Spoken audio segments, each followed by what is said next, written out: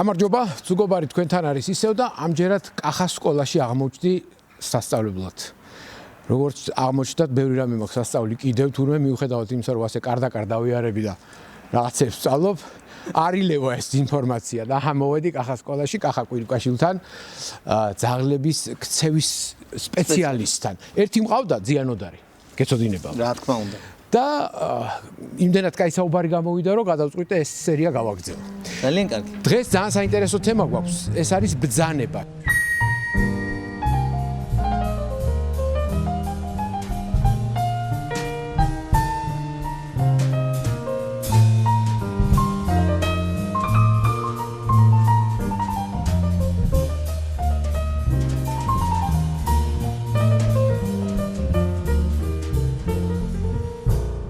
ძაღლი როგორ აღიქვამს ადამიანის ბრძანებას. რამდენიმე ჭრილში შეგვიძლია განვიხილოთ ეგ საკითხი. პირველი. ზოგადად ბრძანება ძაღლისთვის არის ასოციაცია. ანუ მაგალითად, თქვა ნიკა სიტყვა პირობითად დაჯე და მან იცის, აი ასოციაცია თუ სიტყვა დაჯეს, ანუ ამ ასოების თანწყობას გავიგებ და თუ დავჯდები, ამ დაჯდომას მოყვება რაღაც კარგი. ჩვენი დღევანდელი წვრთნის მეთოდიკაც ხომ მაგას ითვალისწინებს, რომ ძაღლს მაქსიმალურად დადებითის და პოზიტივის ფონზე დავასწავლოთ ის ყველაფერი, ხო? ანუ რეალურად, ესე იგი, ეს ასოციაცია დაჯეს რომ მოყვება ან სასუსტავი ან მოფერება, ან სათამაშო, ან რაიმე მისთვის ნებისმიერ ღირებული და მისთვის საჭირო რამ ბევრი გამეორების შემდეგ და უკვე რუტინაში ეს ყველაფერი მას გადასდის ჩვევაში. მას განუმტკიცდება მისი მოქმედების ნაწილი ხდება და უკვე ისე ინსტინქტურად ასრულებს ამას, რომ ვერ წხვდება. თუმცა არსებობენ ბრძანებები, რომლებიც მისთვის უფრო საინტერესო, უფრო სახალისო და უფრო გასართობია. და ზოგადად თუ ერთი კუთხით შეიძლება შენი ფიქრო, რომ აი ის რომ მაგალითად ის რაღაც იმის შემდეგ დადებით ელოდება, ხშირ შემთხვევაში ძაღლებისთვის, ესე იგი თურმე თვითონ ბრძანებას დადებითი ყოფილა. პირობითად მაქვს ხოლმე ტექნიკაში ესეთი მიდგომა, რომ შეიძლება შევამჩნიე, რომ ძაღლს ესა და ეს ბრძანება ძალიან მოსწონს. შეიძლება გავიქცე, გამოვიქცე, უცებ ეგ მოსაწონი ბრძანება გავაკეთებინო, მე კიდე მოსაწონი და მე ისეთი, რომელიც ნაკლებად იმის ინერციით და იმაზე გახარებული, ისე შემოეკეთება ხოლმე ეს ბრძანებაც იმავე აურით და იმავე დადებითი ემოციებით, რომ გეგონება, რომ ისიც ესე უყვარსო. და თუ ასე სწორად, ამას ცოტა მეტი მოთმინება და ნერვები ჭირდება, მაგრამ თუ ასე სწორად მიუდგები, საბოლოოდ მივიღებთ ასეთ შედეგს, რომ შენი ძაღლი ასეთი ბედნიერი რატო არის, როცა გისრულებს ბრძანებებს, ასეთ კითხვას გაიგებთ მე ხშირად. ხა შენ თქვი, რომ არის ბრძანებები ისეთი, ასეთი, თუ არსებობს რანჟირება ბრძანებების სირთულის მიხედვით. კი, ნახეთ, აი მე მაგალითად ესე ჩემი სასწავლო პროგრამა მაქვს, ანუ არსადიანა გადმომიტანია, მაქვს მაგალითად ბრძანებების 4 ჯგუფი. ესენი არის საბაზისო ბრძანებები, სამომსახურეო ბრძანებები, სახალისო ბრძანებები და რა თქმა უნდა დამატებითი ბრძანებები. ნუ საბაზისო ბრძანებებია ის მინიმალური რის არ ცოდნის შემთხვევაშიც მე მიმაჩნია, რომ ძაღლი აბსოლუტურად გაუნათლებლად ითვლება. მოდი თვითონ მაგალითი დავასახულო. პირველი ალბათ იქნება დაჯექი. დაჯდომა დგომა დაწოლა, მოდი ესე ვთქვა. გავიდა. პირობითად. შემდეგ.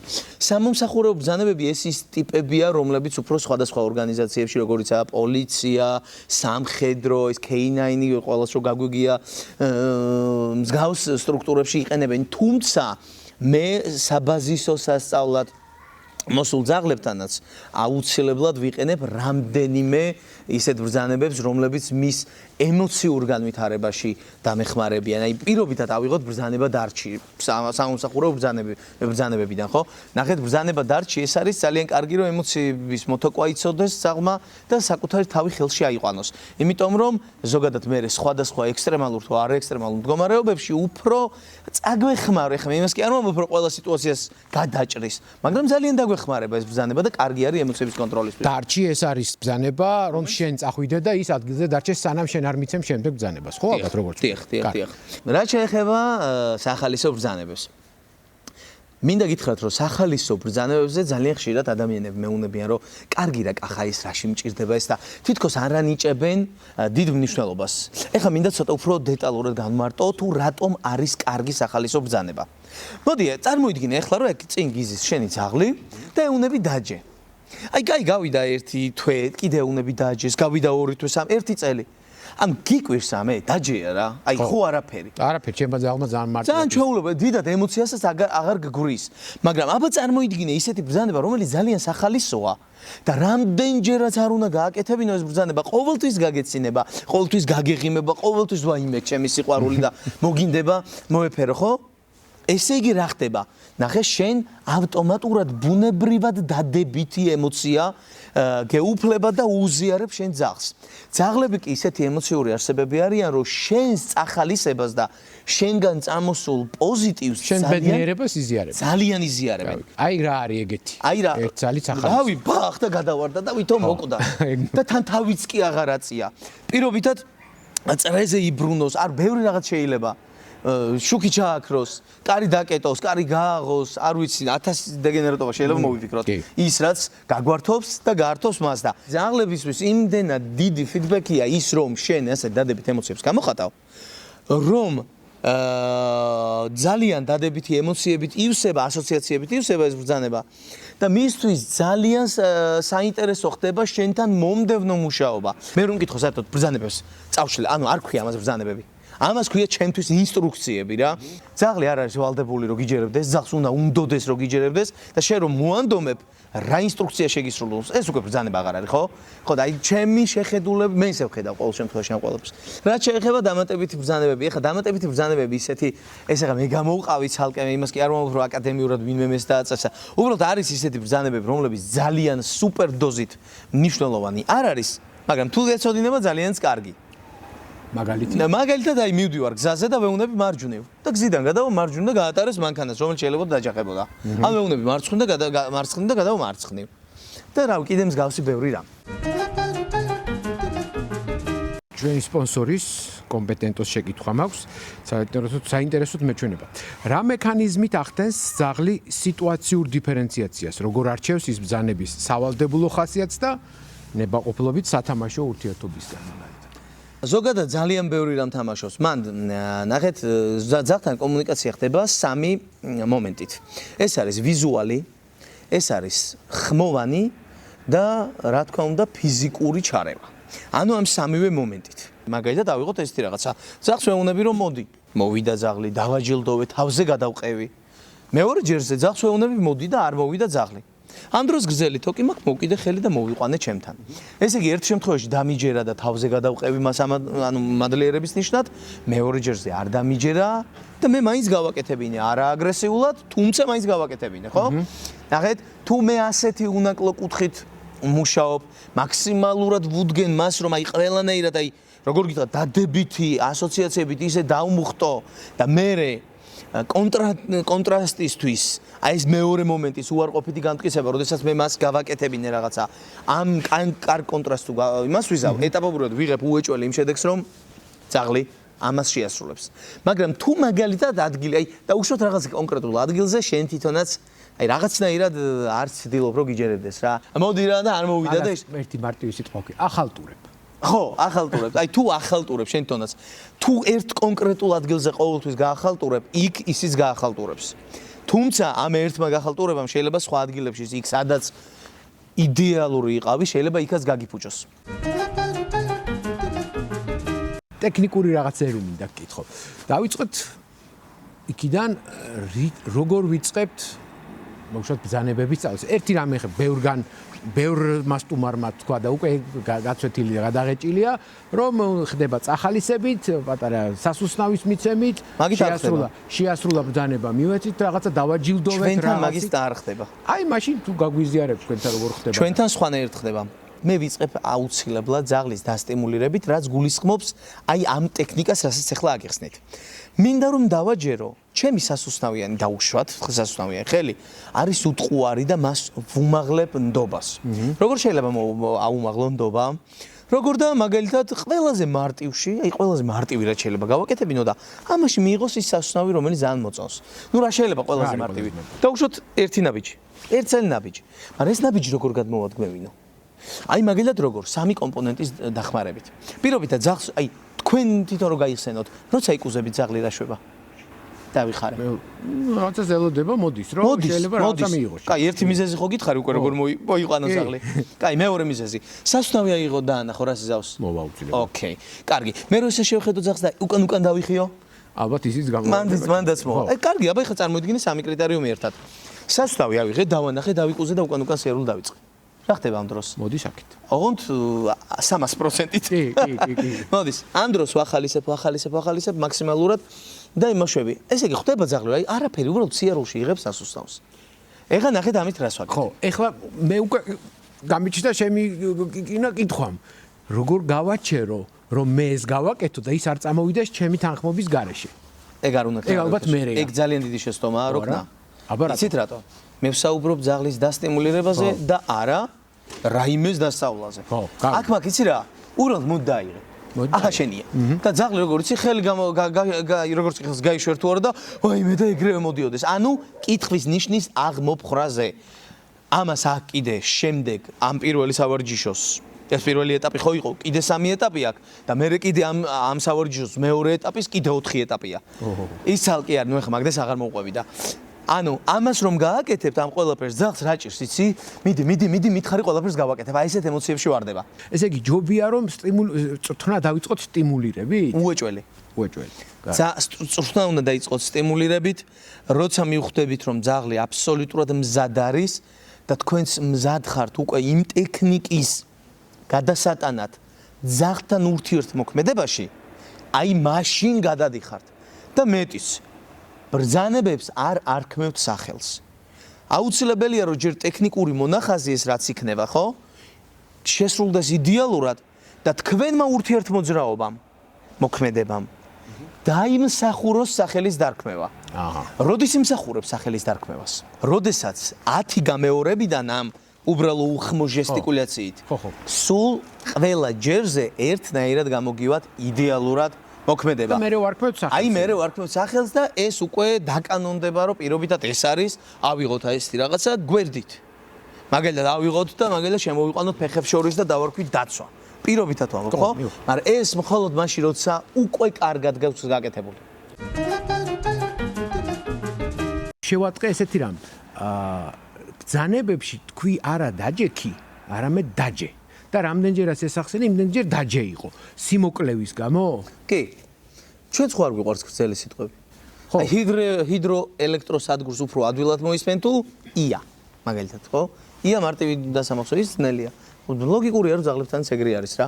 მე თან ეს ბრძანებები თუ ერთმანეთს გვანან ცუდია. ხო, აი მაგეთკენ მინდა დავარკვიო. არ უნდა გავდეს. არ უნდა გავდეს, ხო ერთმა. ეხლა ძალიან თუ მოინდომებ მაინც დაასწავლი, მაგრამ ნუ რატო? როცა პროფესიონალი ქვია, რატო უნდა გააკეთო გრძელი სახელები, ისე სათქმელთაც ცუდია. რავი, ვის როგორ უნდა ეხლა ეგ აბსოლუტურად ინდივიდუალურია თორე. ეხლა იმ ერთ-ერთმა ჩემმა ახლობელმა ისა ტაკო და რა ტაკო მეთქი ტაკო დადო. კიდე გამ გავგიჟდი მეთქი. შემოქმედებითია რა. ხო, მეთქი და ნახეო ტაკოს დადებს, ცოტა ეგრევე დადო გავგიჟდი მეთქი. რაებს ასწავლი ძაღლს. ხო, აი ეგეთების ყოფილა რა. ესეთი სერიალი იყო კოლომბო. გამომძიებელზე იყო პიტერ ფალკი თამაშობდა. იქ არის ერთ-ერთ სერიაშია ძაღლს აქვს რაღაც ნასწავლი, რომელზეც ის იწყებს ადამიანის მოკვლას. თავდება იმითი, რომ ეს ბოროტ მოქმედი ვინც არის ამ ძაღლს ამას უზანებს და ეს მივა და ალოკავს, იმიტომ რომ ვიღაცამ წაიყვანა კინოლოგებმა და გადაასწავლა ეს არა მოკლათ, არამედ კოცნად. ესეთი რამე თეორიულად თუ ხდება, რომ აი უკვე დასრულ ძაღლს ნასწავლი ბრძანება შეიძლება შეუცვალო. შეიძლება შეუცვალო, არა გარანტიები ცოტა ნაკლებად რა. ანუ გააჩნია რა დონეზე არის დასავლელი ის ძაღლი და რა დონეზე აქვს დასავლი. ანუ ბრძანება არის, ანუ ბრძანების შესრულება ძაღლის მხრიდან არის ერთგვარი გამომუშავებული ინსტინქტი და ეს ინსტინქტი რა დონეზეა გამომუშავებული. მაგაზეა ძალიან ბევრი დამოკიდებული. ეს ჩარჩენილი მაქვს იმ ფილმიდან და რო არ მეკითხა არ შემეძლო რა. აი მე გეტყვი ერთ ძალიან საინტერესო მომენტს, მაგალითად, რაც ჭირდება ბრძანებების შესწავლას. ის რომ ბრძანება შეისწავლოს ძაღლმა კარგად 6 კრიტერიუმის დაკმაყოფილებას საჭიროებს. 3 ძაღლის კუთხით, 3 პატრონის კუთხით. მოდი დავიწყოთ პირველით. კონცენტრაცია. ვისი? ჯერ ძაღლზე ვსაუბრობ. კონცენტრაცია სჭირდება ძაღლს როგორც ავტომატური, ასევე ბრძანებით. აი წარმოიდგინეთ, რომ ძაღლს ვეძახი და ზედარ მიყურებს. ან უბრალოდ ეზოში ვართ და საერთოდ არ ვაინტერესებ. ის რომ იმ რაღაცა ინტერესი აქვს და ხანდახან კონცენტრირებს და ვახსოვარ რო ვარ ეს პირველი მომენტი და მეორე რომ დაუძახებ ეგრევე უნდა შემოვხედოს, ხო? კაი, მეორე კრიტერიუმი. ეს არის მორჩილება. მორჩილებას კი აქვს ესეთი ქვეპუნქტები, ერთი სტატუსი, ანუ დაახლოებით ესეთი კითხვით რო ახსნათ, ვინ ხარ რომ დაგემორჩილო, ძაღლები ვფიქრობენ ხოლმე და მეორე ასოციაციები. რო დაგემორჩილო, მე რას მივიღებ? ან მეორე კითხვა, აი რო არ დაგემორჩილო რა, არო. ხო? ამის პასუხები წეგენ გითხარით უკვე. მესამე, ემოციების კონტროლი. ძაღლს ემოციების კონტროლი შეიძლება უბრალოდ იმიტომ კონდეს, რომ ძალიან ემოციური იყოს. შეიძლება იმიტომ კონდეს, რომ სოციალიზაცია არ კონდეს გავლილი. შეიძლება იმიტომ კონდეს, რომ ძალიან ატუტუცებდნენ სახში და უკვე ცუდი ქსევა ჩამოუყალიბდა, ხო? ნუ ყოველ შემთხვევაში, კონცენტრაცია, მორჩილება და ემოციების კონტროლი. ეს სამი ნიუანსი ძალიან დიდ როლს ითამაშებს, კი არა და გადაწყვეტს ძალიან ბევრს. ეხლა თქვენ ეს სამი რო ასწავლოთ პატრონმა, ხო? პირველი ძაღლის ინსტინქტების მართვა უნდა იცოდეთ, როგორ გააკეთოთ ეს ყველაფერი. მეორე, აუცილებელია რომ ფიზიკურად ტექნიკა იცოდეთ, თუნდაც ის ბრძანებები იქნება თუ შენიშვნა იქნება თუ ქცევის კორექცია, აღონ ფიზიკურ დონეზე როგორ გააკეთოთ. და მესამე, ყველაზე მთავარი, ყველაზე ბომბა საკითხი, თქვენი ემოციების კონტროლი. პატრონებს არ შეუძლიათ ხოლმე ემოციების კონტროლი, მაგალითად არ შეიძლება ყვირილი. არ შეიძლება ჯღავილი და ბღავილი და ზედმეტი გამოხატულება. არ გჭირდება, ამით შენ აი ფაქტიურად აჩვენებ, რომ ემოციურად გაუწონასწორებელი ხარ. მაგალითად აუცილებლად უნდა მოახერხო და დღის განმავლობაში, რაც არ უნდა დაღლილი მოხვიდე სამსახურიდან, 5 წუთი მაინც უნდა წაემუშაო ძაღლს. 5 წუთიც კი შედეგს დადებს. ყოველდღიურად. ყოველდღიურად რაღაცა მინიმალური მაინც უნდა იმას გარო. მინიმუმ ავხსნათ რატომ? პირველი, რაც მეტი ბრძანება იცის ძაღლმა, მით უფრო ინტელექტუალურად ვითარდება. რაც მეტი ბრძანება იცის ძაღლმა, მით უფრო კარგად სწავლობს მომდევნოს. რაც მეტი ბრძანება იცის ძაღლმა, ესე იგი პატრონი კინოლოგიურად უფრო განვითარებულია. რაც მეტი ბრძანება იცის ძაღლმა, მით უფრო მეტი ურთიერთობის ფორმა გაქვს. და რაც მეტი ბრძანება იცის ძაღლმა, იმ სამ კრიტერიუმს თვითონ ბრძანებები ქოქავს და თვითონ ბრძანებები ანვითარებს. ესე იგი ხელი ხელს ბანსო ესეთი ვარიანტი გამოდის. ასეთი მნიშვნელოვანია ჩვენი ბრძანებები. არ მინდა ახლა შევყვე ყვირილის თემას, იმიტომ რომ ბოლოს საკუთარ თავთან მივალ და არ მინდა ახლა ჩემშვილს მოვჭრა თავი. შენ როგორ ხედავ მაგას? არიან ჯიშები, რომლებიც უფრო კარგად სწავლობენ და არიან ჯიშები, მეტისებზე ცალკე ვთქვათ. მეტისებზეც ვთქვათ, მაგრამ მოდი ჯერ ვთქვათ ჯიშები, მე რომლებიც კარგად სწავლობენ, ჯიშები რომლებიც ცუდად სწავლობენ და მეტისები. პუდელი ძალიან კარგად სწავლობს, ძალიან თან. სტაფი არაჩვეულებრივად სწავლობს და არაჩვეულებრივად მოყვება და ყველაზე მეტად სტაფის ის მიყვარს, რომ აბსოლუტურად სუპერდოზით ადაპტირებადია პატრონზე. აი ეგრე საოცრად სხვა არ ვიცი. აი პატრონზე ადაპტაციას გულისხმობ, რომ ფაქტიურად შენი ნაწილი ხდება. ძალიან ჭირს ეგ სტაფს. გერმანული ნაგაზი, მალინუ, ანუ მაგაზე ხო ზედმეტია ლაპარაკი. ნაკლებად აი მაგალითად ჩვენ პრაქტიკაში ბული მაგალითად ეხა FCI-ის მიერ ამ აღიარებული ჯიში არ არის და სტანდარტიც მართლა ჯერ არც ვიზუალში და არც იმაში არ აქვს. მაგრამ აი ბული მინახავს, რომელიც საერთოდ ვერ სწავლობს, აი გაგიჟებს. დაჯეს ვერ ასწავლი ძაღლს და ვერაფერს ვერ ასწავლი. აი ეგეთი ბულიც მინახავს. და მინახავს ეს ამერიკულ. მინახავს ხო მეორე მხარეც რა. ცოტა ფლეგმატური ჯიშები, აი ფლეგმატიკი ჯიშები, რომლებიც აი ცოტა იმე და ეზარება ცხოვრება, ესენი რა თქმა უნდა რთულად სწავლობენ. აი ჩაუჩაუ, მაგალითად, ეხა როგორ შევადარო ჩაუჩაუ ბორდერ კოლის, როგორ შევადარო სტაფს, როგორ შევადარო არ ვიცი, მალინუას ვერ შევადარებ რა. აი ეგეთი ფლეგმატიკი ჯიშები ბევრია და ნუ ხო, ნაკლებად არიან საწუხაროდ. მეტისებს რამე საერთო აქვს თუ მაინც იმაზეა დამოკიდებული ვისი მეტისები არიან? ვისი მეტისები არიან, მაგას არის დამოკიდებული, მე ეს მეტისები სახში აღიზარდნენ თუ ჯერ გარეთ იცხოვრეს. თუ ჯერ სახში და მე გარეთ და მე ისევ სახში თუ აი მაგას გააჩნია რა, ეგ ძალიან მეტისი ცოტა ისეთი თემა არის რა, ვერ გაიგებ. აი ის სტერეოტიპი, აი პირდაპირ ამბობ, ხა შეიძლება გენი უფრო ჭკვიანები არიან. აი ეგ სტერეოტიპი, როცა აი არ ვიცი, მოსაწონებლად რომ ამბობენ ხოლმე ხა, ვიცი რომ ბევრს არ მოეწონება ჩემი ნათქვამი. ეგ არის სტერეოტიპი. მე ვამბობ იმას, რომ მეტისი რომელიც ქუჩაში არის გადარჩენილი, რა თქმა უნდა ისეთი ჭკვიანი ის ადაპტირდა და რა თქმა ჭკვიანი კი არა, სუპერ გადასვლა იცის და სუპერ დოზის ჭკვიანი არის რა. ესე არ შეიძლება რომ მეტისები ჭკვიანები, ისინი ესეთები, ესე არ შეიძლება. იქაც არის უფრო ჭკვიანი და იქაც არის რო არ ვახსენოთ ქართული ნაგაზი შეიძლება ჯვარს მოცვა, ამიტომ მაღაზე რა ხდება? ქართული ნაგაზი? ხო. ქართული ნაგაზი უბრალოდ გამოირჩევა ძალიან დიდი სიამაყით. განადასწავლა არ შეუძლია. უბრალოდ ქართველია რა და კაიპური ჯამა უჩევნია. ხო და არა, სწავლობს, როგორ არ სწავლობს, ძალიან კარგად სწავლობს. უბრალოდ მისი სიამაყიდან და მისი დომინაციიდან როგორ აი ბანს მაძლევენ რომ ქართულ ნაგაზზე ილაპარაკებ. ხო და მისი დომინაციიდან აი ამ რაღაც სულისკვეთებიდან რომ იმიტომ რომ ტიპია რომელსაც უნდა დაიცვას ფარა და ასე შემდეგ ხო მაქედან გამომდინარე რომ თავისი აზრები უფრო მეტი აქვს რაღაც კუთხით ესე იგი მე როგორ ხვდები ახლა რამდენიმე კინოლოგთან მქონდა ამაზე საუბარი ესე იგი ამ ქართულ ნაგაზს და ზოგადად ამ კავკასიურსაც ალბათ აქვთ თავისი ინსტინქტში გამჯდარი რაღაცა ცოდნა ცხლის ფარის მოვლა იქნება დაცვა იქნება მგლებთან ურთიერთობა იქნება თუ რაღაცა ამას აკეთებენ მაღალ დონეზე მაგრამ აი უკვე ჩვენ ასე ვთქვათ გამოსაძერწად შეიძლება ისეთი კარგები არ იყვნენ ხო მაგრამ მაშინ მოდი მაგის საწინააღმდეგო მე მყავდა ძაღლი მამა ჩემმა მოიყვანა ძაღლი რავი რა გითხრა პატარა ბავშვი ვიყავი აი პატარა ბავშვი ეზოში აი უბრალოდ თავი ესე ექნა გამისროდა სადღაც პატარა ბავშვი ვიყავი ეზოში და დამყავდა რაღაცა თოკიც კი გაწყდებოდა ისეთი იყო ესე იგი ისეთი თვინიერი იყო ისეთი ჭკვიანი იყო და ისეთი რაღაცნაირი იყო რომ აი რავი რა იმ ძაღლით თუ იმშევთ მაშინ პირდაპირ გეტყვით რომ ძალიან მაგრადაც სწავლობს და მოყვება ყველაფერში თუმცა ჯამობრივად სტატისტიკურად ხო თავის საქმეში არიან სუპერ ტიპები თუმცა საწვრთნელად რა თქმა უნდა რომ მირჩევნია ისეთი ჯიშები რომელიც აი ბორდერ კოლი მირჩევნია საწვრთნელად მაგალითად ვიცი რომ აი მიყვარს თვალებში რომ მიდი რა მითხარი რა მე დამავალე ყველაფერს გავაკეთებ ხო და ეგრე არ არის ქართული რა ხო მესმის აი მაგას ვამბობ თვითმყოფადია ესე იგი ადამიანმა შეიძინა ძაღლი კუჩიდან აიყვანა იყიდა არ აქვს მნიშვნელობა უნდა თავისი ძალით რაღაცები ასწავლოს დასახსებს ყურადღებას პატარა მონახაზივით რო გავაკეთო ოღონდ ამას აკეთებს ტრენერის გარეშე ტრენერის გარეშე კი ეხა სუპერ განმარტება ხო გინდა კი აუცილებლად ხსნის YouTube-ს შედის აი საძიებო სისტემაში წერს კახა სკოლა აჰა და აწובה და გაიხსნება ჩემი გვერდი ზუსტად ქრონოლოგიურად არის ახსნილი. ეს არის ყველაზე მარტივი პასუხი.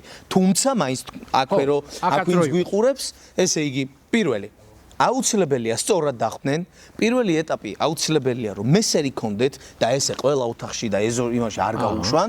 მესერში იყოს და იქ დაასწავლონ, ასე ვთქვათ, საფენზე მოსაქმება, საჭმელი კუთხე ცალკე და ეს ყველაფერი ეს არის პირველი მომენტი, ძალიან მნიშვნელოვანი.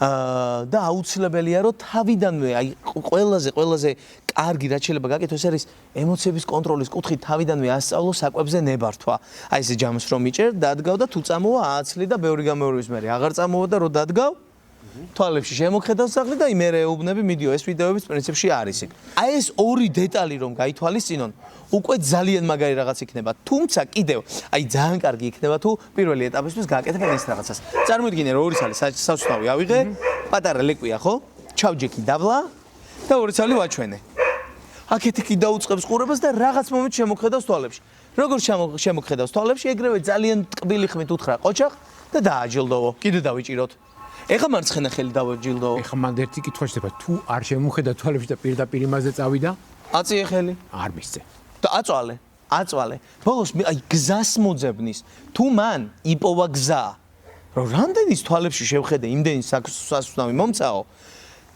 რაღაც პერიოდის მერე შემოვა მეგობარი და შემოგხედავთ და უიმე თვალებში როგორ შემოგციცინებს ეს ძაღლიო აი ესე ავტომატურად აი ესეთი ტექსტით შეიძლება შემოგეგებოთ თქვენ მეგობარს ესე იგი ვიწყებთ კონტროლით მაინც ვიწყებთ კონცენტრაციით ემოციების კონტროლით და სახლში მინიმალური წესებით აი ეს სამი ნიუანსი. მე მაგალითად ყველას ვურჩევდი და მივმართავ ასე ვთქვათ თქვენს მაყურებელს რომ მაინც ჯობია თუ გაქვთ იმის საშუალება დროის და ფინანსური კუთხით ერთი თვე მაინც პირველი ყველაზე საგანგებო და მნიშვნელოვანი ერთი თვე მაინც ტრენერთან ატაროთ, უფრო ზოგადად თუ გინდა ძაღლს მოატარებ შენ თონი არის რა. ეგ რა ასაკია? შენი არა ძაღლის.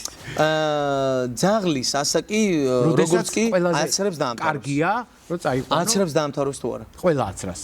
კი. ეს რამდენ თვეზე? 2 თვე თვე ნახევარზე უკვე 2 თვე ნახევარი, მაქსიმუმ 3 თუ დაუგვიანდან რამე პრობლემდა. აუცილებლად ადამიანებმა უნდა მიაქციონ საკვებ რეჟიმს ყურადღება. ძალიან კარგი არის, როცა დღის განმავლობაში 10 საათიანი შუალედი არის და ღამის განმავლობაში 14 საათიანი შუალედი. თუ ძაღლი უკვე იმ ასაკშია, რომ ორჯერ ჭამს, დაახლოებით 6 თვიდან ხდება ხოლმე ეგ. თუ მაგალითად 3ჯერ ჭამს, პირველი და ბოლო მაინც 10 იყოს და შუაზე დაუშვათ 10-3-8 პირობითად. აი ეს ჭამის რეჟიმი და ძალიან კარგი იქნება, რომ ასე ვთქვათ, ადამიანებმა საკუთარი საჭმელი არ აჭამონ ძაღლს. ეს ძალიან მნიშვნელოვანია. ეს პირდაპირ ბრძანებებზეც ურტყავს, ქცევაზეც ურტყავს, ნერვებზეც და ასე შემდეგ და რაც მთავარია. ძაღლს ყოველთვის გარკვეული დოზით უნდა კონდეს შიმშილის გრძნობა. 100% დანაყრებული ძაღლი ეს არ არის კარგი. როდესაც ძაღლს ოდნავ სადღაც დარჩენილი აქვს ის ინსტინქტი ამუშავებული არის სულ და მუდამ არიძინებს მოპოვების, გამომუშავების, მონადირების ინსტინქტი და ყოველდღიურად არის უფრო კარგ ხასიათზე. რაღაცისთვის იბრძვის. ფაქტიურად შენ კი, არ უნდა დაუკარგო მას ცხოვრების, ყოველდღიურობის რაღაც აი სტიმული. მუღამი თუ გინდა ესე ვთქვა. კი ბატონო. წარმოიდგინე. კი ბატონო. იმედი დაამუღამეთ, რაც ახლა ვილაპარაკეთ. კახა, ძალიან დიდი მადლობა. კახა კვირიკაშვილს უხუმესი მადლობა. კახას სკოლაში მოვედით და მართლა განათლება მივიღეთ. კახას თავისი გვერდი აქვს და იქნება ქვემოთ ვიდეოს ქვეშ განმარტებებში იქნება ეს ლინკით, შეგიძლიათ გადახვიდეთ და იქ უფრო ფართოდ იქნება გაშლილი ყველაფერი, რაც დღეს ვილაპარაკეთ და უღრმესი მადლობა რომ გვიყურეთ. მადლობა კომპეტენტო სპონსორობისთვის და კიდევ ერთხელ მოგიწოდებთ გაზიარებისკენ, მოგიწოდებთ დალაიქებისკენ და კომენტარებს აქვს, როგორც კი უკვე გითხარით, ჩემთვის მნიშვნელობა, იმიტომ რომ შემდეგი გადაცემები უფრო იოლად მზადდება, როდესაც თქვენი ჩართულობა და ვიცი თქვენ რა გაინტერესებთ. მადლობა. მადლობა.